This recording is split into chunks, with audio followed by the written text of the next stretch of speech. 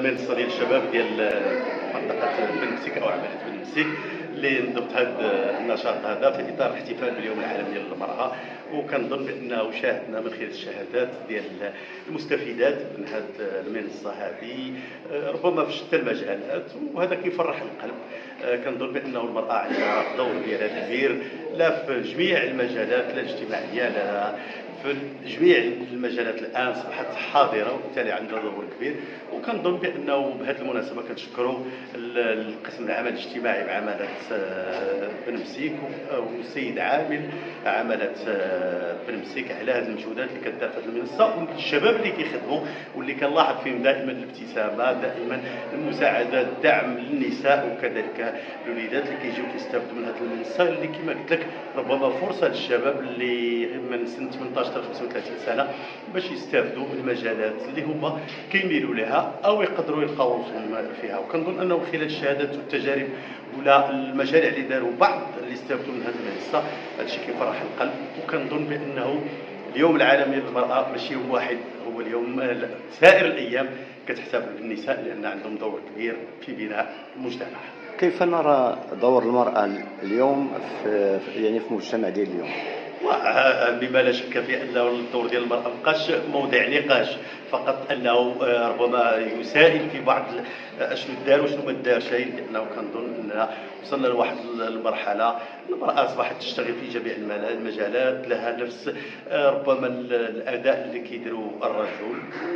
وكنظن بانه اضافه الى ذلك عندها واحد الخاصيه اساسيه، اذا كان الاب عنده مساهمه في التربيه والتكوين داخل العائله فايضا الام عندها واحد الدور كبير اللي ما يمكنش ننساو، وعندها واحد الدور في اطار تاسيس العداله الاجتماعيه من خلال التربيه اللي غتدرسها في وليداتها.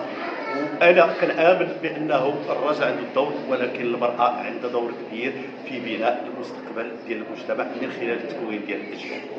شكرا. تطور شيء اكثر. شكرا. السؤال ديالك اول حاجه بسم الله والصلاه والسلام على رسول الله. احنا كجمعيه ساعه الفرح اللي كتشرف على السياده ديال منصه الشباب المسيك مع الشركاء ديالها اللي هما محور رياده الاعمال مؤسسه البحث والتطوير وكذلك محور التشغيل اميدي سماهو تحت الاشراف ديال المطاعم المسيك. فكنحاول ان لاباك ديال المنصه تكون على صعيد كبير، فكنحاول اننا نسيبليو مجموعه ديال النساء والشباب. فهذا هو اللي كيخلي الحمد لله ان المنصه على اقبال كبير، والدليل هو ان الشهادات اللي سمعنا وشفناهم امامنا ديال النساء مقاولات بداو من الصفر، جاو استفادوا من الدعم ديال المبادره الوطنيه للتنميه البشريه، وحاليا هما الحمد لله خدامين وكيطوروا في المشروع ديالهم مزيان. بالنسبه لهذه المشاريع هي المراه كيشوفوها بزاف، واش كتبان لكم المراه خادت الحق ديالها في هذا الشيء الانشطه اللي كديروا ليها؟ هي كما كتعرفوا المراه راه ماشي عنصر سهل في المجتمع. المراه هي اللي كتخلق التوازن. كيقول مثلا ان الرجل كيلد الرجل ولكن المراه تلد المجتمع. فما كايناش نذكروا الاهميه ديال المراه في المجتمع في الخلق ديال التوازن ديالو. فلهذا حاولنا ان نخدموا مع المراه، نعطيوها الاليات ديال الاشتغال واليات ديال التطوير ديال المشروع ديالها. فاحنا ما كنحازوش شي جهه الرجل او المراه، عندنا المساواه لكل ذكر بحالو بحال الانثى.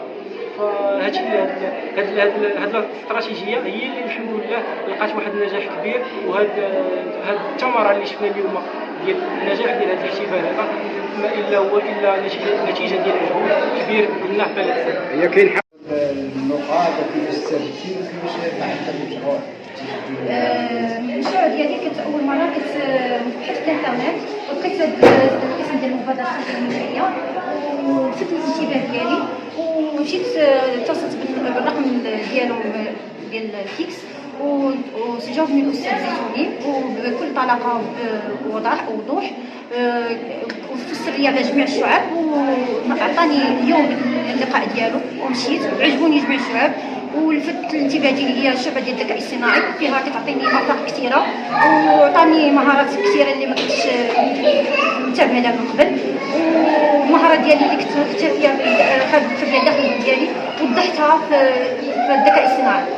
بالنسبه لك انت كبديتي بمشروع، واش مشروع بديتي فيه مقاوله او مشروع ديال لا باقي الحمد لله باقي ما عنديش مشروع ديالي، باقي ما خديتش الشهاده ديال الذكاء الاصطناعي الحمد لله. كنفكر ان شاء الله في المستقبل ان شاء الله ندير شي مشروع ان شاء الله من المستقبل ان شاء الله. بالنسبه للتكوين كيفاش التكوين شحال من شهر ولا من سنه باش بالنسبه للتكوين ديالنا في المبادره التنميه البشريه عندنا بالنسبه كل شعبه 3 اشهر كنقراوها، وكل شعبه عندها استاذ خاص بها كيقريها بكل طلاقه بوضوح، وكنشكرهم جزيل الشكر على المنبر.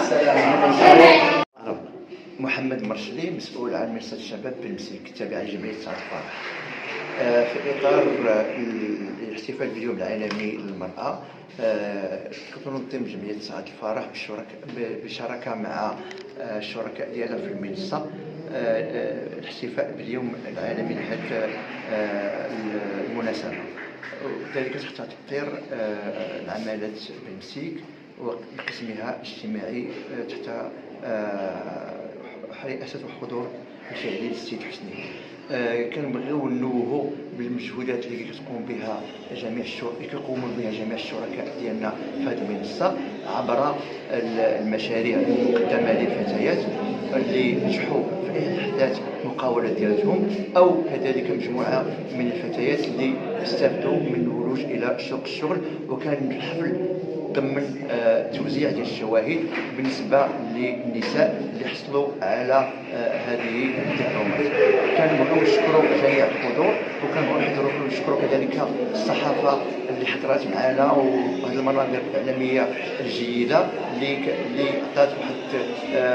ضافت واحد الرونق لهذا الحفل اللي احتفلنا به بالنساء في يومهم العالمي. شكرا لك. 865 يوم خدينا من اليوم اللي هو 8 مارس، شنو يمكن تقول لنا عليه؟ واولا السلام عليكم، مرحبا بيا معكم في المنبر الاعلامي. 8 مارس كما قلتي هو يوم كنحتفلوا به بالمراه، هو مجرد يوم واحد، ولكن ما نساوش ان هذاك اليوم راه كنوجدوا ليه 364 يوم. وحنا كنوجدوا بطبيعه الحال باننا كنطوروا التعليم، كنوجدوا باننا كنرقاو بالمراه، كنوجدوا باننا كنثيقوا فيها في الكفاءات ديالها، ولهذا كيجي داك النهار وكنحتفلوا معها وكنحتفلوا بها وكنحتفلوا بطبيعه الحال معها. كيف الحق خصنا نحتفلوا بالعام كامل ماشي على نهار؟ والحمد لله حنا العام كامل كنحتفلوا. المراه ماشي غنقول لك هي كتسنى احتفال، حنا كنتسناو تقدير، كنتسناو كما قلت لك الثقه، كنتسناو الحمد لله هادشي اللي وصلنا ليه راه اكثر من الاحتفال. الشيء اللي كنشوفوا اليوم وصلت ليه المراه وخصوصا المراه المغربيه بالصدق راه اكثر من الاحتفال. دابا واحد القضيه غادي نناقشها معك باختصار مفيد. دابا واش نحتفلوا بالراجل اللي كيدعم المراه اولا نحتفلوا بالمراه بوحدها؟ يعني كما اللي بغيت نقول واش المراه نصف المجتمع اولا المجتمع كامل؟ المرأة نصف المجتمع، وفي نفس الوقت كتربي النصف الآخر. يعني أنا جاوبتك بطريقة أو بأخرى، إذا صلحت المرأة فسيصلح المجتمع، وإذا فسدت المرأة فسيفسد المجتمع. والراجل اش غنقولوا عليه؟ الراجل اكيد اللي قلنا في حقه قليل. الراجل كيمثل الاب ديالي، كيمثل الاخ، كيمثل الزوج، كيمثل الابن ديالي. اي امراه ناجحه اكيد وراها واحد الراجل مساند، وراها واحد الراجل مكافح، وراها واحد الراجل مسكين اللي كيخرج كيقلب على القوت اليومي ديالو وكيجيب باش كيعيش هذيك المراه. لهذا سوف نحتفل بعيد الاسره باكملها. ماذا بينا نحتفلوا ما نبقاوش نحتفلوا، ماذا بينا نبنيو اسره. الاحتفالات نخليوها ابار، نخليوها جانبا. ماذا بينا نبنيو اسر، ماذا بينا نبنيو اسر بدون عنف، ماذا بينا نبنيو اسر واعيه مثقفه، وما كنتسناوش احتفالات، كنتسناو نلقاو مجتمع راقي وواعي. هذا ما يمنعش على اننا وصلنا لواحد المستوى عالي ديال بالنسبه للاحتفال ولا بالنسبه لتكوين المراه المغربيه، فكنتمنوا المزيد. شكرا لك على الاهتمام. اكيد والشكر موصول لكم. ومن هذا المنبر كنقول جميع النساء المغربيات كل عيد وانت اجمل، كل عيد وانت ارقى، كل عيد وانت ابرع. ربما الزميل عبد الكريم الادريسي موجد لك واحد السؤال بسيط، وكان تنجاوب على السؤال ديالك. كان دبلوماسي بالنسبه للاخت، بالنسبه للانشطه ديال الجمعيه وهذه المنصه. داروا واحد الحصيله، واش ديك الحصيله كتردي كمرأة؟ بالنسبه انا ما نقولش حصيله كترضيني انا، ولكن كترضيني بمثابه انني ابنه المنطقه. الحمد لله اي حاجه ما كت اي وليد صغير ما كيجيش كيمشي على رجليه بطبيعه الحال غادي يحكوا، غادي يوقف، غادي يطيح، غادي يحكوا، عاوتاني غادي يوقف، غادي يطيح، ومن بعد غادي يتمشى. هذه كما كنقول هذه البدايه ومازال ان شاء الله. المستقبل كنشوفوا ان شاء الله اجمل، وكنشوفوا ان شاء الله ارقى. وانا راه كما قلت احنا في المنصه حنا اصلا مستافدين. الحمد لله عطاونا واحد الفرصه رائعه انهم السن في وسط ديال السن، يعني خلاو حتى الناس الكبار حتى هما يستافدوا من بزاف الابواب اللي كتفتحوا لنا في وجهنا.